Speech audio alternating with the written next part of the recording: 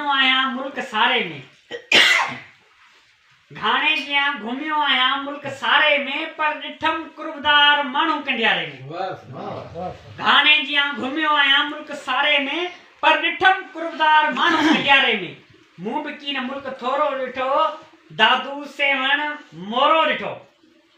मूं बि कीन मुल्क थोरो ॾिठो दादू सेवण मोरो ॾिठो घुमी फिरी आयो आहियां घोंडण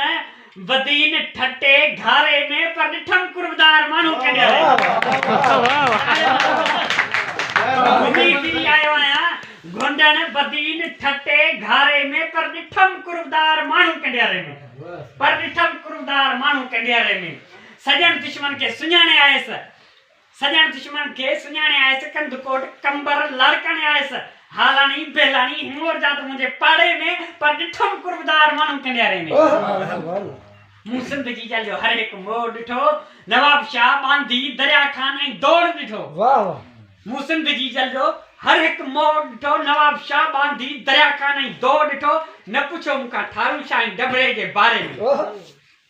पर ॾिठम कुर्बदार माण्हू कंडियारे में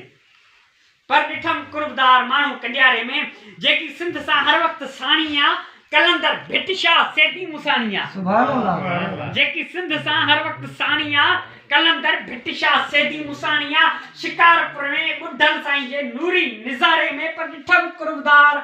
माण्हू कंडियारे में पर ॾिठम कुर्बदार माण्हू कंडियारे में मूं सिंध जी जल मूं हर एक शहर ज़ोर ॾिठो हैदराबाद कींझर कराची कश्मीर ॾिठो रानीपुर मेहरापुर सचल साईं घुमिस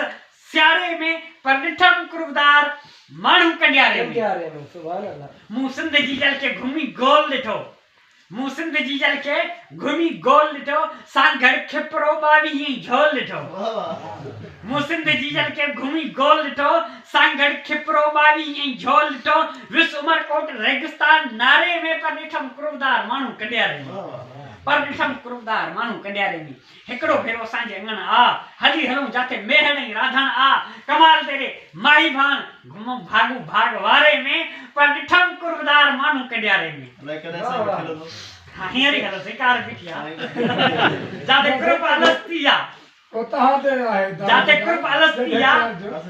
जाते कुर्ब अलस्ती आ टुंडरो आदम टंडरो हैदर टंडरो मस्ती आ भिरिया ऐं पडीदन न वञे था ऊन्हारे में पर ॾिठम कुर्बदार माण्हू कंडियारे में पर ॾिठम कुर्बदार माण्हू कंडियारे में हाणे हिन शेर जी पुॼाणी आ मुंहिंजे प्यारनि शाइरनि जो शहर उडरो लाल ऐं पली जाणी आ सिक सां घुमिस सन सकरंड सईदाबाद सारे में पर ॾिठम कुर्बदार माण्हू कंडियारे में जाते खरीदारी जी खोट आ उहो शहर ठुल ऐं सलाम कोट आ बाकी नौशहर ऐं फुलन वारा फाथा लटे उधारे में पर ॾिठम कुर्बदार माण्हू कंडियारे में नौशहर में घट में एतरी आबादी के हट कोने जेतरी उते सब्जी हर शइ पर ॾिठम कुर्बदार माण्हू कंडियारे में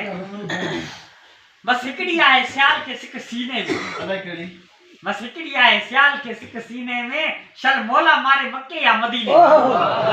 सुभान अल्लाह बस हिकड़ी आहे सियाल के सिक सीने में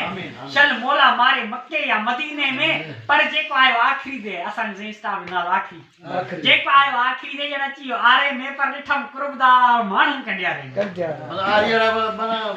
न जेको आयो वो रड़जी रड़जी